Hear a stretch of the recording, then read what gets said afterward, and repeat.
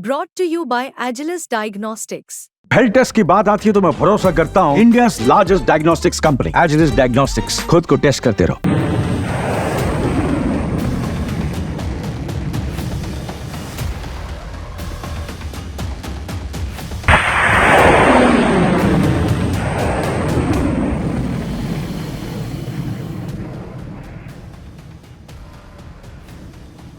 रूस यूक्रेन के बीच लगातार युद्ध जारी है। ऐसे में ब्रिटेन की तरफ से एक ऐसा काम हो गया है जिसे युद्ध में घी डालने जैसा कहा जा सकता है। दरअसल ब्रिटेन के द्वारा दी गई यूक्रेन को स्टॉर्म शैडो मिसाइल रूस पर दाग दी गई है। इस खबर के सामने आने के बाद से माना यह जा रहा है कि हालात उस क्षेत्र में पूरी तरह से बिगड़ सकते हैं। दरअसल यूक्रेन की तरफ से यह मिसाइल हमला उस वक्त हुआ है जब हाल ही में उसने अमेरिका की इजाजत मिलने के बाद army tactical missile system Russia पर दाग दिए थे। ऐसे में पहले यूएस के द्वारा और फिर ब्रिटेन के द्वारा दी गई मिसाइल का इस तरह से रूस पर हमला करना मामला खराब कर रहा है।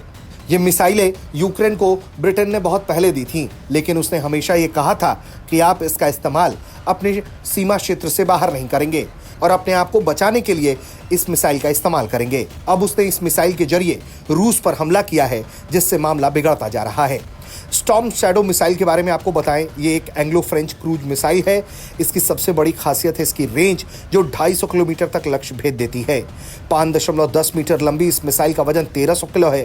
खास बात यह है कि ये हर मौसम में काम आती है, दिन रात हमला करने में सक्षम है। फ्रांस में इसे ही स्कल्प मिसाइल कहते हैं। ब्रिटेन और फ्रांस ने पहले ही ये मिसाइलें यूक्रेन को दी थी। स्टॉर्म शैडो मिसाइल को फाइटर प्लेन से लॉन्च किया जाता है। छोड़े जाने के बाद ये आवाज की स्पीड से उड़ान भरती है। स्टॉर्म शैडो मिसाइल को बंकरों और गोला बारूद भंडारों को निशाना बनाने के लिए एक आदर्श हथियार माना जाता है। ऐसे ही मिसाइलों का इस्तेमाल यूक्रेन के खिलाफ रूस कर रहा था। स्टॉर्म शैडो मिसाइल बेहद महंगी मिसाइल है और भारतीय करेंसी के मुताबिक देखा जाए तो तकरीबन एक मिसाइल की कीमत 6.5 करोड़ रुपए पड़ती है। ये दुश्मन के एयरबेस, रडार, इंस्टॉलेशन और कम्युनिकेशन को बुरी तरह से तबाह करने में सक्षम है।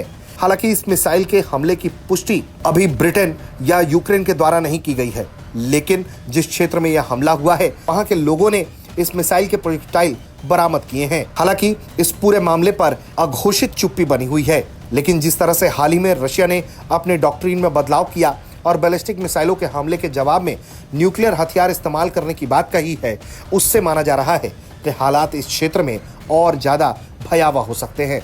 ब्यूरो रिपोर्ट, भारत तक।